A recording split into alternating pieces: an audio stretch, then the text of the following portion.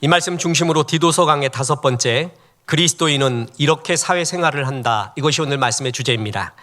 우리 주님께서는 당신의 백성 성도들이 이 현실 속에서도 승리하기를 기대하십니다. 오늘 그 말씀을 나누려고 합니다. 특히 오늘 말씀은 사회생활을 시작하는 우리 젊은이들에게, 청년들에게 유익할 것입니다. 청년들 경청하시고 하나님의 은혜에 충만한 가운데 이 현실 속에서도 승리하기를 주 예수의 이름으로 축원합니다. 하나님이 이스라엘에게 3가지의 루트로 말씀을 주신다고 했습니다. 이스라엘, 그러니까 우리에게 능력과 하나님의 지혜가 나오는 통로가 3이라는 것입니다. 예레미야 18장 18절입니다. 그들이 말하기를 오라 우리가 꾀를 내어 예레미야를 치자. 자, 그 다음 들어보세요. 제사장에게서 율법이, 지혜로운 자에게서 책략이, 선지자에게서 말씀이 끊어지지 아니할 것이니. 3가지 루트가 나오죠.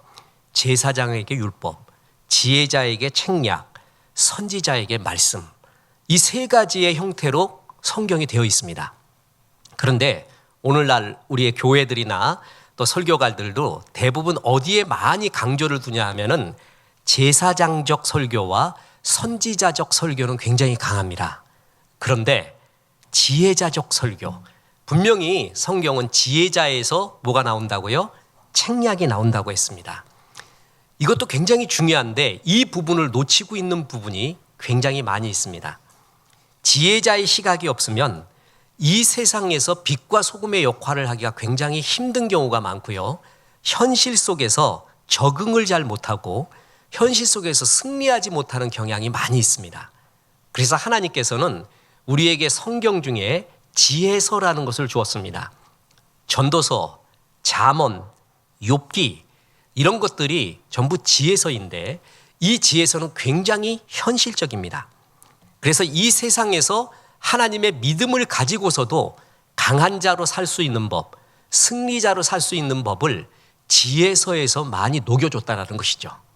그래서 그 지혜서를 보면요, 인간관계를 어떻게 맺으라, 말은 어떻게 해라, 어떻게 말해야 사랑받고 어떻게 말하면 관계가 깨지는가, 심지어는 돈 버는 법, 연애하는 법, 부부관계, 실력을 기르는 법, 효도하는 법, 사랑받는 법이라는 아주 구체적인 현실적인 이야기들을 지혜서를 통해서 우리에게 주시고 있습니다. 디도서에서도 바로 이런 사회생활을 말하고 있습니다. 그레데 섬은 거짓이 가짜가 판치는 세상입니다. 이런 가운데 너는 그리스도인으로서 그들과 대면해서 살아서 수도원이나 동굴 속에서만 살 수는 없잖아요.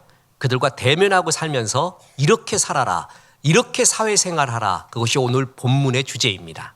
자, 첫째로 사회생활에서도 하나님의 은혜를 기대하라 라고 말하고 있습니다. 성도의 경건한 사회생활은 우리의 힘만이 아니라, 우리의 노력만이 아니라 하나님의 은혜로 가능합니다. 은혜는 우리가 구원받을 때 당시만 적용되는 것이 아니라 은혜는 실생활에 들어와서 우리에게 역동적으로 힘을 주고 있다는 것입니다. 그래서 디도서에서는 너희가 은혜 이전에는 이랬다, 은혜 받은 후에는 이렇다, 그리고 은혜의 미래성은 이렇고 은혜를 주신 목적은 이렇다 라고 실질적인 하나님의 은혜에 대한 말씀을 전해줍니다. 은혜 이전에는 세상의 불법과 정욕, 네 생각대로 살던 사람이었다라고 말합니다. 오늘 본문 3장 3절 보십시오. 우리도 이전에는 어리석은 자요, 그 다음에 주의하십시오. 순종하지 아니하는 자요. 자, 여기다 기억하고 계시고 나중에 이 말씀이 또 나옵니다. 우리는 전에는 어리석은 자요, 순종하지 않은 자요, 속은 자요, 여러 가지 정욕과 행락에 종노릇한 자요, 악독과 투기를 일삼은 자요, 가증스러운 자요, 피차 미워한 자였다. 자기 생각과 네 정욕대로 살았다 라고 말합니다. 흔히 자아가 죽지 않았다, 네 생각대로 사는구나, 순종은 없는구나. 그 이전의 상태가 은혜 받기 전에 이렇게 살았대요. 그런데 은혜를 받은 후에는 어떻게 변화가 됐냐 하면 신중함과 의로움과 경건함으로 살게 되었다고 합니다. 보십시오. 2장 12절 본문입니다. 우리를 양육하시되 경건하지 않은 것과 이 세상 정욕을 다 버리고 신중함과 의로움과 경건함으로 이 세상에 살고 아주 완벽하게 신중하고 완벽하게 경건하고 의롭지는 않습니다. 그런데 이미 그 씨앗이 우리 속에 심어져서 우리 속에 있는 성령님은 전에 이런 것을 전혀 생각하지 못했던 우리의 삶 가운데 성령의 새로운 씨앗들을 우리에게 줘서 이것으로 살기 시작했다는 거예요. 그런데 은혜의 미래성까지 얘기해 줍니다. 종말과 결산에 대한 기대까지 있게 만들었다고 말합니다. 그게 은혜였다고 합니다. 본문 2장 13절, 복스러운 소망과 우리의 크신 하나님 구주 예수 그리스도의 영광이 나타나심을 기다리게 하셨으니, 확실한 미래는 현실을 좌우합니다. 이몽룡이 장원급제했다는 것을 성춘향이가 감옥에서 알고 그 편지를 받았잖아요. 그러면 완전히 삶이 달라집니다. 우리는 미래에 대한 편지를, 확실한 이야기를 이미 받고 있죠. 그게 요한계시록이에요. 너희는 이 세상은 앞으로 이렇게 될 것이다 라는 주님의 재림과 결산에 대한 이야기를 이미 듣고 그 속에서 가슴이 벅차고 있습니다. 이 세상에서도 행복한 사람은 돌아갈 고향이 있는 사람입니다. 근데 우리는 영혼의 존재 아니에요? 우리가 죽고도 돌아갈 영원한 하늘의 집이 있다는 것, 우리의 모든 아픔, 눈물들을 씻어주시고 주를 위해 살았던 우리를 한없이 주님이 칭찬해 주시는 그날이 있다는 것, 그 은혜가 우리 가운데 있다는 것이 너희 현실을 달리한다. 은혜의 미래성을 말하고 있습니다. 제가 설교 시간에 축구 후반전 얘기 참 많이 했죠. 숙제 안 해놓은 놈은 축구 아무리 재밌어도 후반전으로 갈수록 가슴이 그냥 계속 사람이 환장합니다. 그거 알거든요. 재미가 없어요. 숙제 해놓은 놈은 후반전이 그렇게 즐거울 수가 없습니다. 연장전 와도 좋아요. 숙제 다 해놨거든요. 내 미래가, 하늘나라가 확실한 사람은 인생의 후반전이 와도 그렇게 쫄지 않습니다. 이게 은혜의 미래성입니다. 은혜는 여기까지 역사한다 그러면서 이제 은혜를 주신 목적을 말해요. 이게 굉장히 중요한데, 본문 2장 14절에 그가 우리를 대신하여 자신을 주심은 모든 불법에서 우리를 속량하시고 우리를 깨끗하게 하사 선한 일을 열심히 하는 자기 백성이 되게 하려 하심이라. 너희에게 이렇게 은혜 없는 너희에게 지금 은혜를 주시고 은혜의 미래성을 주시고 은혜에 지금도 부어주고 있는 이유는 지금 현실 가운데서 선한 일을 열심히 하는 자기 백성. 자, 여기 자기 백성이요, 개역 한글에서는 친백성으로 되어 있습니다. 헬라어 원어에서는 페리우시우스, 참 향기로운 것입니다. 또 종이 욕심이 많아서 그런지 저술 중에 또 하나 기대하고 있는 게, 원어를 알아야지만이 큰 은혜가 임하는 구약에 39절이 있어요. 신약에도 한 59절 되는 게 있어요. 그 중에 굉장히 좋은 것이 페리우시우스입니다. 페리는 뭐냐면 라운드, 주변에 둘러싸다라는 거예요. 라운드. 그리고 우시우스는 뭐냐면 나는 있다예요. 원어적으로만 해석할까요? 페리우시우스, 둘러싸여 있다는 거예요. 둘러싸인 곳에 내가 있다. 어디에 둘러싸여 있는지 아세요? 하나님의 은혜, 긍휼, 섭리, 역사하심, 사명, 함께하심. 이 모든 것이 나를 둘러있고 그 속에 내가 있다. 그게 페리우시우스입니다. 그게 성경에 나오는 친백성, 내 백성의 의미입니다. 주님의 백성은 주님의 은혜로 둘러싸줍니다. 그리고 그 가운데 있습니다. 그런데 그 목적이 있어요. 왜 그런가? 현실 속에서 선한 일을 열심히 하기 위해서.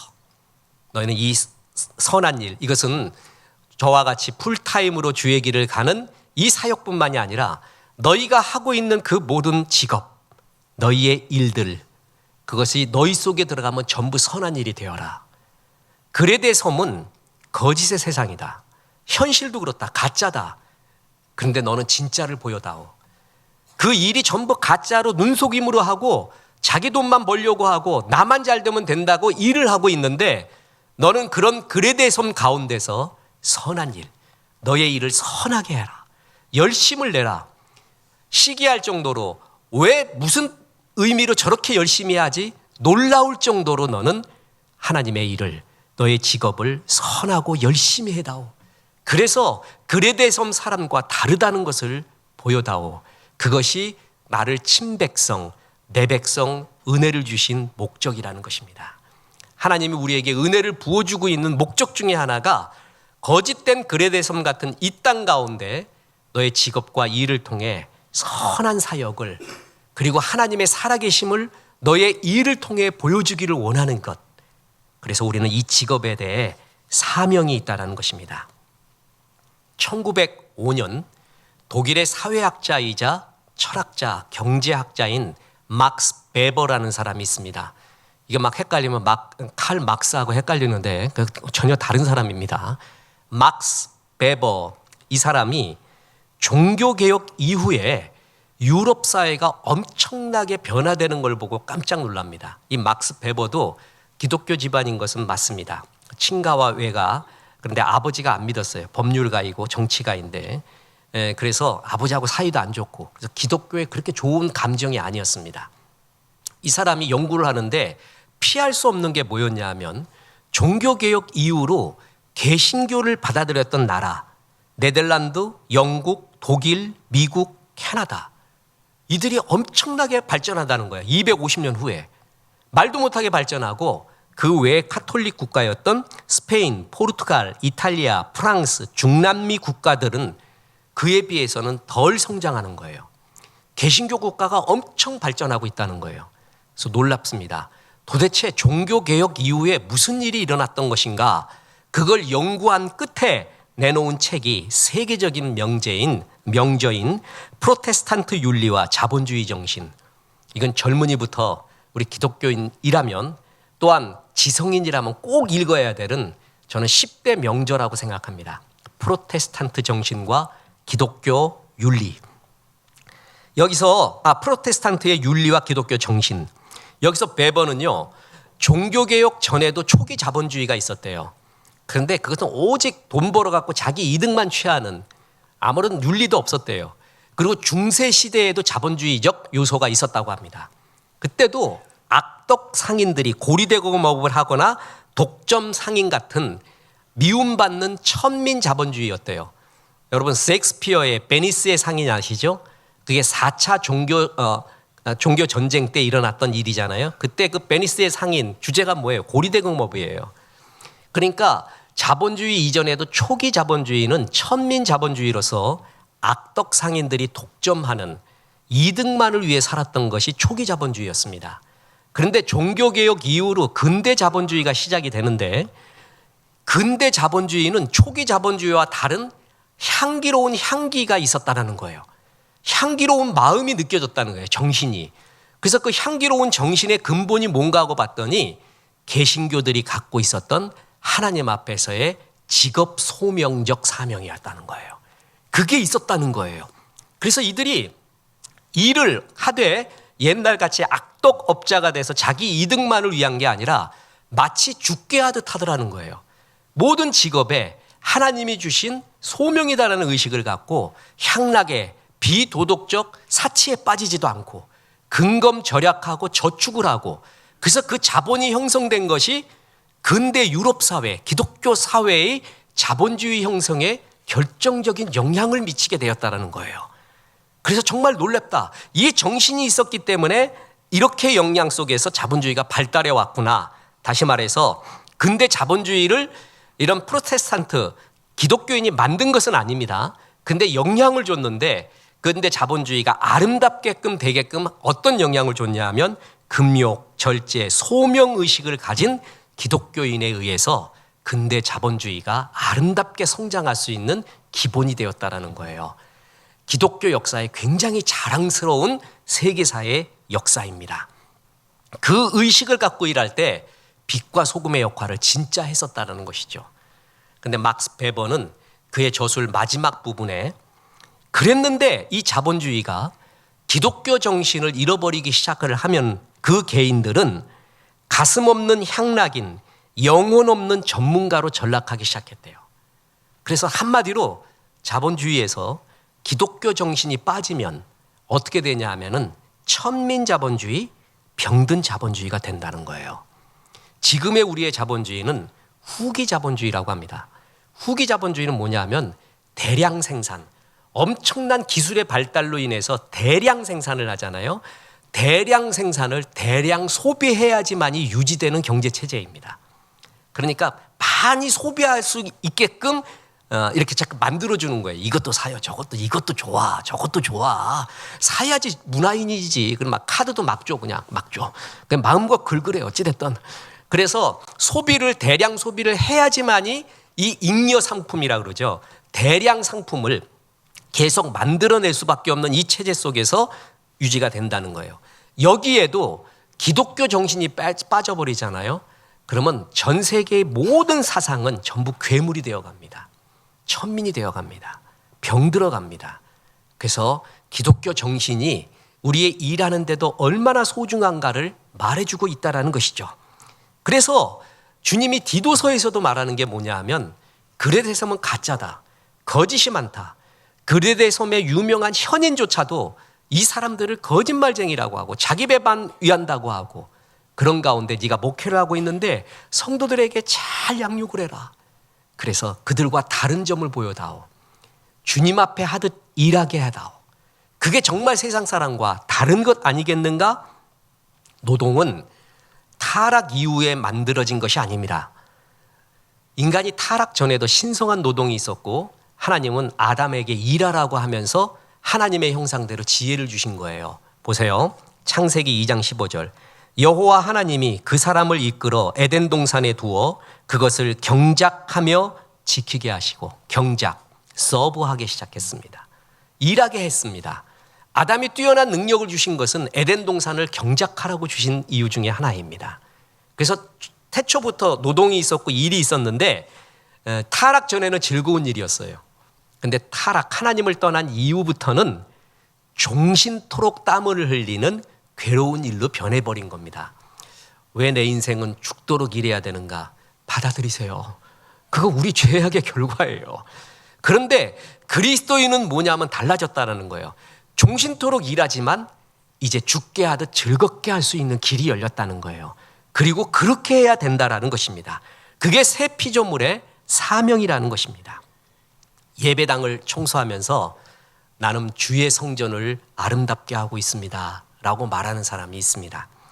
꽃을 팔면서요, 나는 사람들에게 설렘을 선물하고 있습니다 하는 사람이 있습니다. 우유 배달을 하면서요, 나는 사람들에게 건강을 배달하고 있습니다 라고 말하며 일하는 사람이 있습니다. 도서관에서 일하면서요, 나는 사람들에게 지혜를 선물하고 있습니다 라고 일하는 사람이 있습니다. 반면 똑같은 일을 하면서도 먹고 살려니까 할 수 없이 합니다 이런 사람이 있습니다. 그런 자세로 하지 말라는 거예요. 그게 그레데 섬의 자세고 세상 사람들의 자세인데 너는 그 일이 하나님이 주신 것을 알고 죽게 하듯 하라. 그래서 골로새서 3장 23절에 무슨 일을 하든지 마음을 다하여 죽게 하듯 하고 사람에게 하듯 하지 말라. 저는 이것을 주변 사람에게 실제로 봅니다. 우리가 아파트 수희 아저씨가 있는데요. 저희 집사람하고 저하고 맨날 그 사람 보면 감동을 합니다. 감동. 저는 믿고 싶습니다. 그리스도인이라고. 믿고 싶어요. 그래서 정말 사명을 가지고 해요. 처음 봤어요. 저렇게 일하는 사람.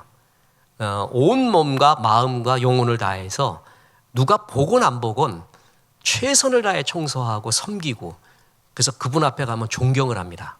아, 진짜 일은 이렇게 해야 되는 거구나. 정말 달라요. 그럴 때 벌써 향기가 있고 이 사람은 어떤 근거로 저렇게 하는가. 심지어는 이분이 요즘 이렇게 말랐어요. 등치가 좋으신 분인데. 근데 김현주 사모가 걱정을 해요. 걱정. 저 사람 말랐다고. 얼굴도 목사님 너무 말라고 그랬대요. 나도 걱정이 돼요. 너무 좋아서요. 그래서 먹는 거 남는 거 있거나 또 더 좋은 것이 있으면은 같이 나눠줘요. 그렇게 좋아요. 우리가 이웃을 축복할 수 있는 80% 이상의 일은 일을 통해서입니다. 일을 통해서 사람을 만나잖아요.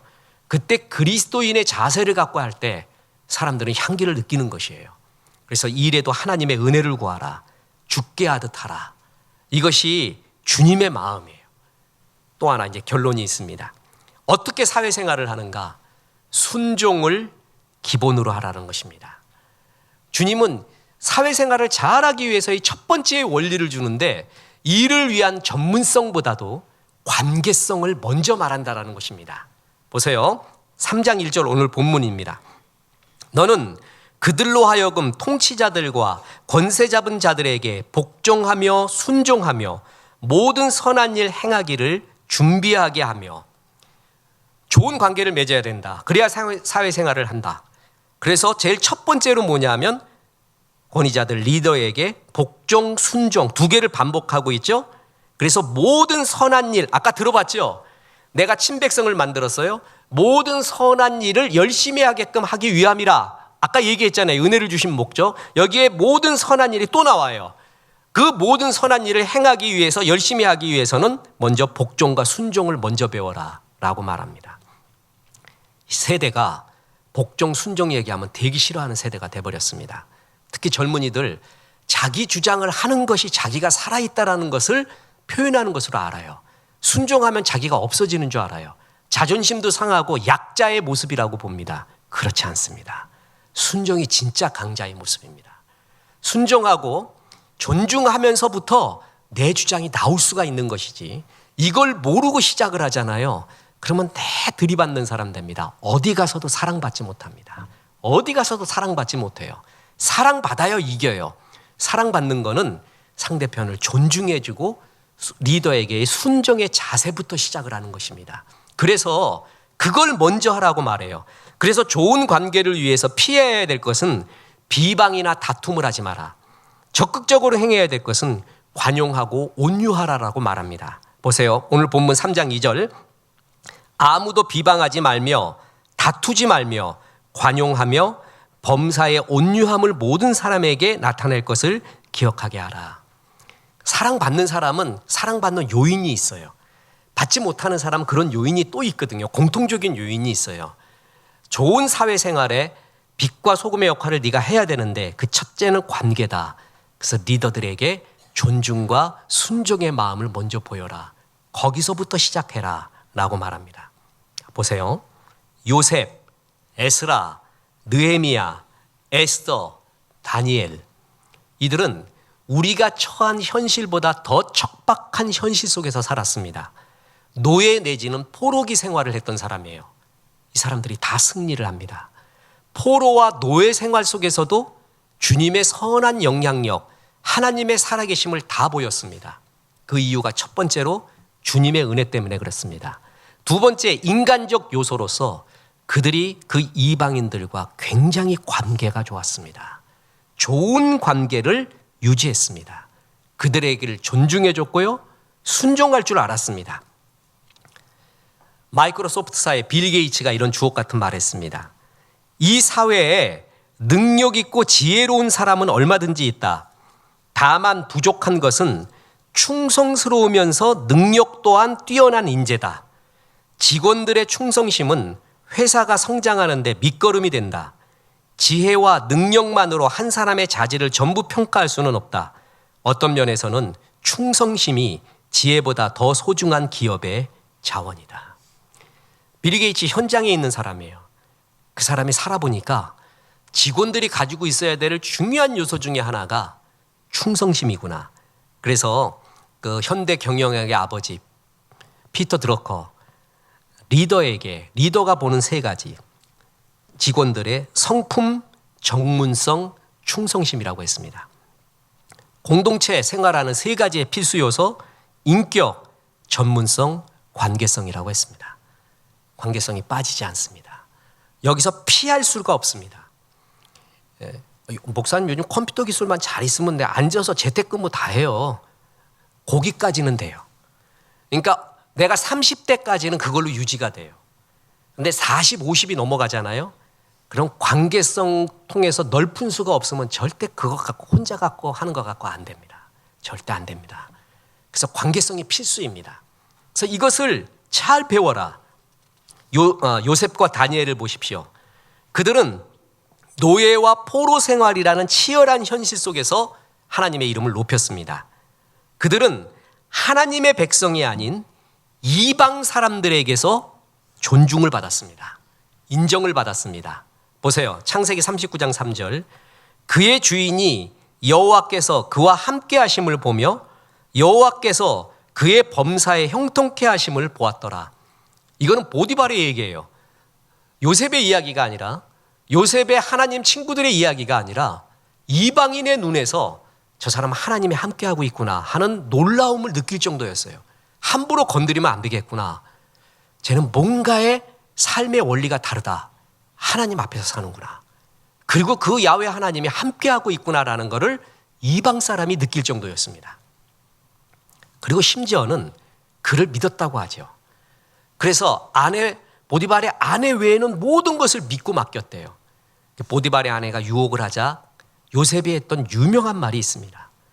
내가 어찌 득죄하여 하나님과 나를 믿어준 주인 앞에서 범죄하리까. 그는 하나님과의 관계 또한 리더와의 관계가 굉장히 돈독했습니다. 신실했습니다. 그게 요셉의 삶의 요건이었고요. 다니엘도 그렇습니다. 다니엘도 우리가 다니엘 그러면 생각나는 게 다니엘 기도해. 죽도록 기도하고 사자굴에서도 막 풀문불에서도 막 왔습니다 이거잖아요. 그게 아까 말한 하나님 말씀의 새 루트인 제사장적, 선지자적 말씀의 관점입니다. 근데 또 하나가 지혜자에게서 책략을 배웠다고 하잖아요. 다니엘에게서 배울 수 있는 굉장히 중요한 것 중에 하나가 다니엘의 지혜, 인간적인 지혜, 다시 말해서 그의 대인관계, 이게 그의 모든 위기를 극복하는 근본 바탕이 되었다는 거예요. 성경은 이렇게 굉장히 좌로나 우로나 치우치지 않고 굉장히 균형 잡히게 봐야 되는 것이 중요합니다. 보세요. 다니엘은요, 바벨론의 르부갓네살 왕이 유다 침공했을 때 그때 포로로 잡혀갑니다. 10대입니다. 그러니까 10대부터 그는 포로 생활을 한 겁니다. 그런데 어떤 악한 왕이라도 바보가 아니죠. 그 나라에 내가 정복한 나라라 할지라도 거기에 인재들을 알아봅니다. 그래서 인재들은 따로 등용을 해요. 따로 쓰는 거예요. 그중에 똑똑한 아이들을 딱 보니까 따로 뽑아서 왕의 연수원에 집어넣습니다. 그래서 거기서 바벨론화 시키며 바벨론의 인재로 만들려고 해요. 거기에 들어간 게 다니엘입니다. 이 다니엘은 바벨론의 느부갓네살 왕, 벨사살 왕, 메대의 다리오 왕, 바사의 고레스 왕에 이르기까지 4대 왕을 다 거치면서 고위간직을 지냅니다. 한 사람한테만 사랑받은 게 아니에요. 4대의 왕을 거치면서 그 사람들이 전부 그를 좋아했습니다. 이 점을 잘 알아야 돼요. 이 점. 첫째는 하나님의 은혜지요. 주님이 보호해서. 근데 그것만이 다가 아니라 그는 이 왕들과 주변 측근들과 정말 좋은 관계를 가지고 있었어요. 그것도 사탕발림의 관계가 아니라 진심의 관계가 있었다라는 것이죠. 그래서 다 좋아한 거예요. 환관장, 군대대장 아리옥, 심지어는 다리오 왕까지 그를 굉장히 중요하게 여겼습니다. 이 다니엘이 인생에 3번의 큰 고비가 있었습니다. 이 고비를 다 넘기는데 전화위복으로 만들었거든요. 근데 하나님의 은혜죠. 그런데 그 하나님의 은혜가 펼쳐지는 방편이 뭔지 아십니까? 그 주변의 대인관계를 통해서 역사를 합니다. 첫 번째로 바벨론이 유다 사람들을 동화시키기 위하여 3가지 제안을 합니다. 연수원에 집어넣고 바벨론의 학문을 배우래요. 거기에는 점성술부터 시작한 현대의 인문학이 다 들어갑니다. 다니엘 그거 받아들입니다. 또 바벨론식 이름으로 계명을 하래요. 다니엘 그거 받아들입니다. 3번째 회유책이 뭐냐면 이방 신에게 드렸던 우상의 제물, 그걸 왕의 진미라고도 하고 왕이 하사하는 것이라고도 하는데 그걸 먹으라는 거예요. 다니엘이 이거는 못 먹겠다고 합니다. 그럼 여러분, 우리가 생각하는 다니엘 그러면 주님, 나는 이거를 못 먹습니다. 굶어 죽겠습니다. 그래서 굶어 죽는데 주의 천사가 나타나서 하늘에 만나 먹여줘서 살려놨다. 그러면 얼마나 좋아요. 그게 진짜 동화 같은 얘기거든요. 그렇지 않았어요. 그 왕의 음식만큼은 먹지 못겠다 하면서 하는 게 환관장에게 제안을 합니다. 이거는 못 먹습니다. 그래서 창조적인 제안을 하는데 뭐라고 제안하냐면 왕이 하사한 음식을 안 먹는 대신에 내가 풀과 채소를 먹는데 열흘 후에 내 얼굴이 왕의 음식을 먹은 사람보다 더 빛나면 나를 인정해 주십시오. 이랬어요. 환관장도 굉장히 곤란했어요. 상식적으로 이해할 수가 없는 말이거든요. 그런데 그를 믿었어요. 그래서 그걸 허락했어요. 그래서 어떻게 됐냐면 다니엘이 채소만 먹고 왕의 진미를 안 먹고도 더 빛나는 걸 보고 이 세 가지의 회유책 중에 마지막을 다니엘에게 적용하지 않습니다. 다니엘은 거기서 해방되어 하나님의 음식 먹게 된 거예요. 그게 다니엘서 1장 8절.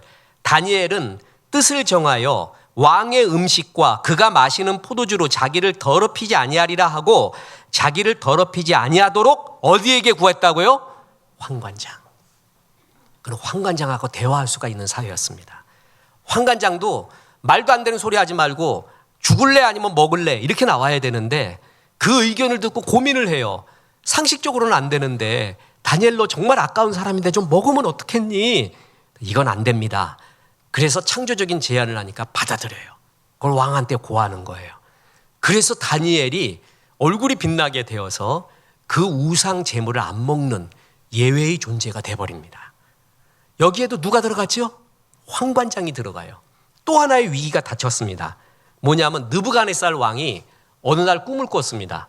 근데 이 꿈은요 진짜 범상치 않아요. 가슴이 떨리는, 다리가 떨리는. 왕은 바보가 아니라 그러죠. 왕은 직감이 있습니다. 빌라도 같은 사람도 바보가 아니에요. 유다 총독쯤 되잖아요. 그럼 예수님이 죄 있다 없다를 알아요. 모함받아서 끌려왔다 죄 있다 없다를 이미 알고 있어요. 자기가 알고 있고 아내를 통해 알고 있고 양심을 통해 알고 있었는데 거부한 거죠. 왕은 바보가 아닙니다. 알고 있습니다. 그래서 뭐냐면 지혜자들, 꿈을 푸는 지혜자들에게 하나의 힌트도 주지 않고 자기의 꿈에 대해 해석하라고 합니다. 전에는 힌트를 줬습니다. 내가 이런 꿈 꿨는데 어떻게 생각하니? 나는 이렇게 생각하는데 살짝 흘려. 그러면은 맞습니다 왕이요. 그게 맞는 것 같습니다. 바벨론의 위대한 신이 왕에게 꿈으로도 말씀하는 것 같습니다. 그러니까 그렇지 니네들도 이런 식이었단 말이야. 그런데 이 꿈은 달랐어요. 뭔가 달랐어요. 정말 무서웠어요. 그래서 지혜자들에게 하나의 힌트를 안 줍니다. 그래서 이 꿈 해석해봐라 그러니까 푸는 놈이 하나도 없는 거야. 그러니까 왕이 알았습니다. 요거 다 짝퉁이구나. 요놈들 왕의 진미를 받아 먹으면서 세금 받아 먹으면서 완전 가짜들이었구나. 그래서 군대 장관 아리옥을 시켜서 다 죽이라고 합니다. 그래서 아리옥에 칼 들고 그 지혜자를 다 죽이러 갑니다. 그 지혜자 중에 누가 들어가 있냐면 다니엘이 들어가 있는 거예요. 다니엘이 그 지혜자 그룹, 왕의 연수원에서 그 지혜를 배우고 있었던 그룹이었어요. 다니엘을 죽이러 갑니다. 그랬더니 다니엘이 그 군대 대장 아리옥에 말합니다. 잠깐만 기다리십시오. 저에게 며칠의 시간만 주십시오. 제가 그 꿈을 해석하겠습니다. 자, 보세요. 다니엘서 2장 14절. 그때 왕의 근위대장 아리옥이 바벨론 지혜자들을 죽이러 나가매 다니엘이 명철하고 슬기로운 말로 그에게 말하되 조금만 기다려 주십시오. 근위대장 지금 뭐 하러 왔어요? 죽이러 왔어요. 다 죽는 거예요. 말이 필요 없어요. 근데 다니엘에게 가서는 죽이지 않는 거예요. 대화를 하는 거예요. 그리고 다니엘이 조금만 기다려 주십시오. 내가 꿈을 풀겠습니다. 하는 말을 합니다. 그래서 유명한 다니엘의 꿈 해석이 여기서 나오는 거예요. 다시 말하지만 우리는 다니엘 그러면 하나님께 기도하여서 하나님의 은밀한 것을 보아서 꿈 해석했다. 이 차원만 얘기하는데 그건 맞아요. 근데 그 전에 그가 갖고 있었던 이런 관계의 능력 이게 없었으면은요 당장 죽는 거예요. 근데 환관장도 그를 믿었고요. 군대대장 아리옥도 그를 믿는 거예요. 그래서 그에게 말미를 주는 거예요. 아니 왕이 죽이라 그러는데 가갖고 왕님 조금만 기다려보는 게 어떻겠습니까? 얘가 푼다고 하는데요. 그러니까 왕이 말합니다. 나는 이제껏 다 한다. 다 가짜였다. 근데 진짜가 나타났다고? 그걸 조금 기다려달라고? 저놈 속생 모르냐? 조금 더 목숨 부지하려고 하는 거 아니냐? 당장 죽여라. 그럴 수 있는 거예요. 아리옥도 이런 말할 때 목숨 거는 거예요. 왕한테. 근데 그 정도로 할 수 있었던 것은 다니엘이 갖고 있었던 대인관계, 진실한 관계, 그거를 아리옥도 느끼고 있는 거예요. 그래서 이 고비를 넘기고 마지막 고비였습니다. 뭐냐면 다니엘이 너무 잘났어. 너무 사랑받아. 그러니까 그 시기하는 사람은 반드시 있지요. 예수님한테도 있듯이 여러분 주변에 미워하는 사람이요 반드시 있으니까 이상하게 여기지 마요. 여러분 묻습니다. 여러분 미워하는 사람 있어요 없어요? 있죠. 당연한 거야 그게. 왜냐하면 우린 다 죄성이 있어갖고 당연한 거예요. 왜 나만 이런 거 있느냐 생각하지 마세요. 세상에는요, 나를 정말 좋아하는 사람 둘이 있습니다. 내가 무슨 일에도 싫어하는 사람 둘이 있어요. 나머지 6은 그냥 관심도 없어. 그러면 미워하는 사람 둘에 관심 갖지 말고요, 좋아하는 사람 둘에 관심 갖고 사는 거예요. 그게 미움받을 용기 가지고 그거 집중하고 살면 되는 거예요. 다니엘도 시기하는 사람이 있었어요. 그래서 2가지 획책을 하는데 뭐였냐 하면은 신상 털기를 합니다. 아주 그냥 탈탈 털어버려. 근데 하나도 안 나와. 또 하나의 계략을 치는데 뭐냐면 다리오 왕한테 말합니다. 왕이요, 왕 외에 다른 대상에게 기도하거나 절하는 놈 있으면 다 죽여버립시다 이러는 거야. 그러니까 왕이 듣기에 되게 좋거든요, 그 말이. 그래서 그러자 그러고 조서를 내렸어요. 네? 법령을 내렸단 말이야. 근데 다니엘은 뭐 하고 있어요? 하루에 3번 예루살렘을 향하여 기도하고 있는 존재였습니다. 그랬더니 참소자들이 한 놈이 왕의 어명을 거역하고 있습니다. 다니엘입니다. 이놈을 죽여야겠지요? 그러니까 왕은 어떻게 해야겠어요? 죽이라 할 수도 없고 안 죽이라 할 수도 없고, 다니엘에 대한 마음이 한 편도 없다면 당장 죽이라고 합니다. 능지처참하라고 합니다. 그런데 어느 정도인지 아십니까? 다니엘서 6장 14절. 왕이 이 말을 듣고 그로 말미암아 심히 근심하여 다니엘을 구원하려고 마음을 쓰며 그를 건져내려고 힘을 다하다가 해질 때에 이르렀더라. 자기가 왕의 칙령은 내렸는데, 그래서 죽어야 되는 놈인데 죽이기가 싫은 거예요. 왜 그렇겠어요? 이 구절에 의하면 왜 그러겠어요? 하나님이 다리오 왕에게 은혜를 더하사 이런 마음을 주셨다? 그것도 맞아요. 그게 선지자적 제사장적 해석이에요. 그러나 지혜자적 해석에 보면 뭐예요? 그만큼 다리오 왕에게 다니엘은 사랑스러운 존재였어요. 정말 좋은 존재였어요. 오늘 장로님이, 목사님, 측근이 필요합니다. 수족같이 완전히 믿을 수 있는 수족 같은 사람이, 참모가 필요합니다. 그 말이 사회생활을 많이 하셨기 때문에 알아요. 리더에게 진짜 필요한 것이 뭔가. 정말 수족같이 믿는 참모가 필요하다. 다니엘이 그런 사람이었어요. 그러니까 다리오가 그걸 아는 거예요. 그러니까 죽일 수가 없어요. 그래서 어떻게 하냐면은, 그래도 할 수 없잖아, 왕이 명령을 내려서. 그래서 유명한 뭐예요? 사자굴에 집어넣는 거예요. 이 사건이 여기서 나오는 거예요. 그런데 그 사자굴에 집어넣어서 우리가 아는 건 뭐죠? 하나님이 사자의 입을 봉하여서. 다니엘은 하나도 안 다치고 그러고 나왔다, 뭐 이런 것만 얘기하잖아요. 그게 다시 말하지만 제사장적 그리고 선지자적 해석이에요. 맞는 해석이에요. 그런데 이런 구절이 있다는 걸 아세요? 저는 여기에 더 은혜를 받았어요. 보세요. 다니엘서 6장 18절. 왕이 궁에 돌아가서는 밤이 새도록 금식하고 그 앞에 오락을 그치고 잠자기를 마다하니라. 이튿날에 왕이 새벽에 급히 사자굴로 가서 다니엘이 든 굴에 가까이 이르러 슬피 소리질러 다니엘에게 묻되, 살아계시는 하나님의 종 다니엘아, 내가 섬기는 내 하나님이 사자들에게서 능히 너를 구원하셨느냐 하니라. 이런 게 나온다니까, 성경에. 왕이 보세요, 궁에 들어가서는 밤이 새도록 금식하고 그 앞에 오락을 그치고 잠자기를 마다하니라. 이게 지금 하나님의 백성이 아니라 다리오 왕이 이랬다니까, 금식해서. 그리고 원래 왕은요, 괴로운 일 있으면 오락합니다. 잊어버리려고 술에 취하고 오락하는데 그걸 그쳤대. 그리고 잠도 안 잔대. 그리고 사자굴에 가서 그날 새벽에 갑니다. 그리고 압니다. 바벨론의 신은 사자굴에 들어간 사람을 막지 못한다는 거 알아요. 다 죽었다는 거 알아요. 그런데 뭐라 그러냐면, 그냥 괄호치고 저의 상상이에요. 바벨론 신은 이거 못 막는 거 안다. 다니엘, 네가 하나님 믿는다고 했지 않냐? 네 하나님 야훼께서는 사자의 입에서 너를 구원하지 않았겠느냐? 제발 그러길 바란다. 그 말하고 있는 거예요, 여러분. 이게 어느 정도인지 아시겠어요? 그렇게 다리오 왕이 다니엘을 사랑하고 아낀 거예요. 울며 새벽같이 가요. 그래서 하나님이 너를 구원하지 않았느냐? 이렇게 말할 정도로 다니엘은 다리오의 사랑을 받고 있었습니다. 여러분, 이거 어떻게 해석해야 됩니까? 요셉이 그랬습니다. 다니엘이 그랬습니다. 다니엘의 인생의 최고의 고비를 황관장, 그리고 군대대장 아리옥, 그리고 다리오 왕, 이 모든 사람과의 아름다운 관계 속에서 하나님께서 다 고비를 극복하게 만들어 주신 거예요. 성경이 이런 부분을 잘 알아야 됩니다. 정말 잘 알아야 됩니다. 그래서 그레데 섬에게 말합니다.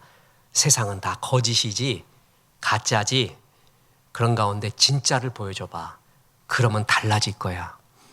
아까 일부 예배를 마치고 우리 이명희 권사님 학교 교감으로 있지 않습니까? 이 세상이 잠깐 대화하면서 악한 마귀의 이 세상, 우리나라를 향한 계계가 뭔지 아십니까? 선생님과 제자를 분리시켜 버렸습니다. 존중하지 않게 만들어 버렸습니다. 이게 악한 마귀의 계계입니다. 제가 예언 하나 할까요? 악한 마귀는 부모와 자식을 또 나누려고 합니다. 부모를 존중하지 않는 문화와 시스템과 모든 걸 만들어 갈 겁니다. 이게 악한 마귀의 큰 그림 중에 하나입니다. 그런 세상이 왔습니다. 그랬더니 권사님이 눈물을 글썽이며 맞대요. 참 선생님 중에서 선생 안 하고 싶대요. 정말 선생님이라는 제자를 향한 사랑, 느낌이 있잖아요. 다 없어졌대요. 그러면서 한마디 하세요. 그래도 선생이 진심을 갖고 아이를 다하면 애들도 다가오는 것을 느낍니다. 그래요. 그 마지막 말이 중요해요. 바울이 그레데 섬에게 말한 게 그거예요. 세상은 거짓된다. 모든 일도 거짓됐다. 너희만큼은 달라봐라. 달라질 것이다. 그 이해를 다니엘이 보여주고 있잖아요. 이방 나라의 사람들이 다니엘을 존중해 줍니다. 기뻐해 줍니다. 아껴 줍니다. 어떻게 이런 기적 같은 일이 일어납니까? 하나님의 은혜입니다. 그리고 그 은혜 속에 산 이들은 하나님 앞에서 리더들과 사람들과 좋은 관계를 맺었어요. 그래서 좋은 사회생활을 첫 번째 말할 때 리더들에게 순종하고 복종하고 모함하지 말고 뭐하지 말고를 먼저 말하고 있는 거예요. 거기부터 시작해야 돼요. 거기부터 시작을 해서 사랑을 받으십시오. 그 다음에 좋은 제안도 하십시오. 특히 젊은이들, 이 세대에는 순종과 존중이라는 말이 없어집니다. 그거 있으면 자기가 없어지는 줄 알아요. 자존심 상하는 줄 알아요. 순종하고 존중하면 아부하는 걸로 알아요. 아닙니다. 절대 그런 것이 아닙니다. 이 존중과 순종의 마음이 있을 때 사랑을 받고요. 그게 이 세상을 빛과 소금의 역할을 할 수 있는 근거가 되는 것입니다. 특히 우리 젊은이들 사회생활할 때 이거를 가슴에 담으십시오. 그래서 어디 가서든 사랑받으십시오. 그래서 멋진 사회생활 하십시오. 그래서 빛과 소금의 역할 다 하시기를 주 예수의 이름으로 축원합니다. 우리 하나님 말씀 생각하며 나의 힘이 되신 여호와여 찬송합니다.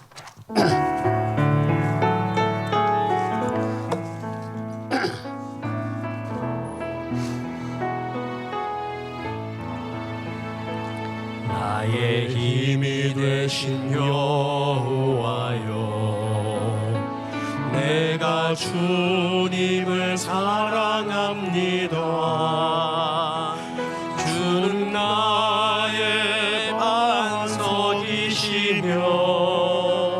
나의 요새시라.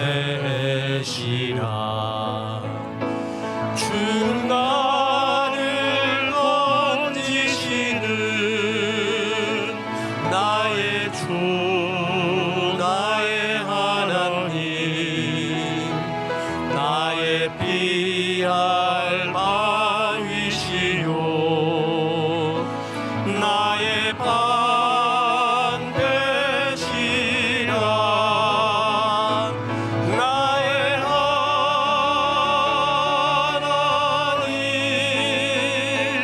나의 하나님,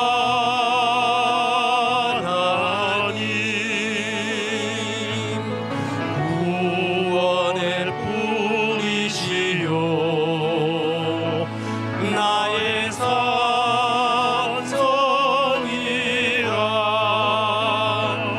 나의 하나님,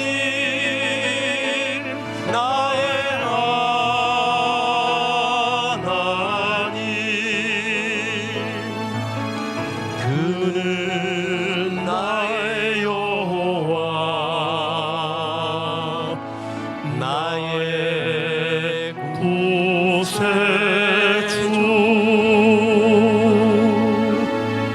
이제는 우리 구주 예수 그리스도의 은혜와 하나님의 크신 사랑과 성령님 진실함과 아름다움으로 사회생활하라 말씀하심이 이 말씀에 아멘한 성도들에게 함께 하셔서 이제부터 끝날까지 크신 영광 받으시옵기를 우리 주 예수 그리스도 이름으로 축원하옵나이다. 아멘.